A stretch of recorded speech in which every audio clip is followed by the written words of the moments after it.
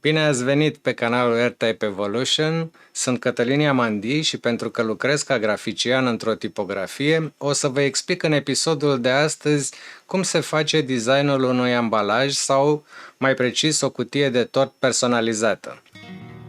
Orice produs are nevoie de o cutie sau un ambalaj pentru transport și pentru a fi protejat.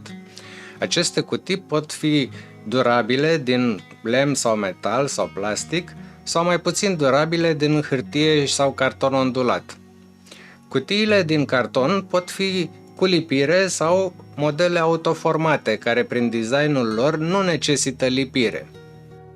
Pentru că e vorba de cutii pentru produs, trebuie să măsurăm produsul și împreună cu clientul să alegem un model de cutie potrivit pentru produsul lui. Avem ca limitare dimensiunile standard de hârtie sau carton și posibilitățile tehnice ale mașinilor care vor face ambalajul sau tiparul pentru personalizare. Pentru că e vorba de o cutie pentru tort etajat, am gândit o cutie mare cu dimensiunile de 30 x 30 x 30 de centimetri. Cutia ar intra pe o coală de carton 140 x 100 de centimetri, dar pentru că această cutie va fi personalizată cu tipar, suntem limitați la dimensiunea colii tipărite, care va avea standard 70 x 100 de centimetri, adică voi împărți în două bucăți cutia. Am creat întâi desenul de ștanță, adică forma în care va fi tăiată coala de carton ca și arată cu tipar. Întâi alegem un model pentru cutie, fie din catalogul FEFCO pentru cartonul gros ondulat, fie din catalogul ECMA gândit pentru cutii mai mici și din carton subțire.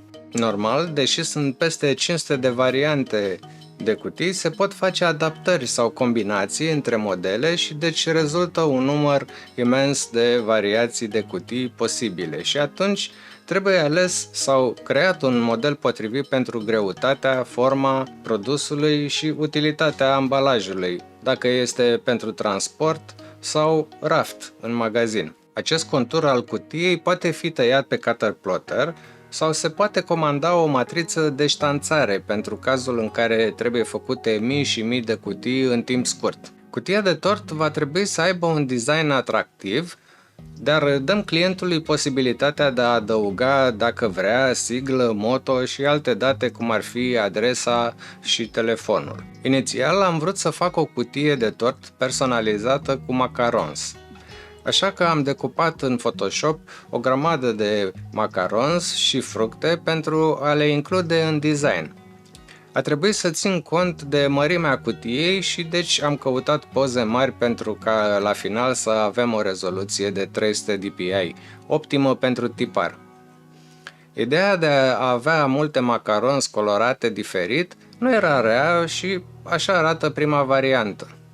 Am mai făcut o variantă pentru capacul cutiei de tort pe ideea de cremă apetisantă și, după ce am prelucrat pozele în Photoshop, am asamblat grafica în Corel lucrând deasupra desenului de ștanță pentru a construi personalizarea cutiei cât mai exact. Aștept cu interes comentariile voastre, ce părere aveți despre ambalajul de produs rezultat. Vor mai urma și alte episoade pregătite pentru playlistul de grafică și pentru cel de finanțe, pe care vă invit să le vedeți în ordine și să le revedeți dacă doriți să învățați.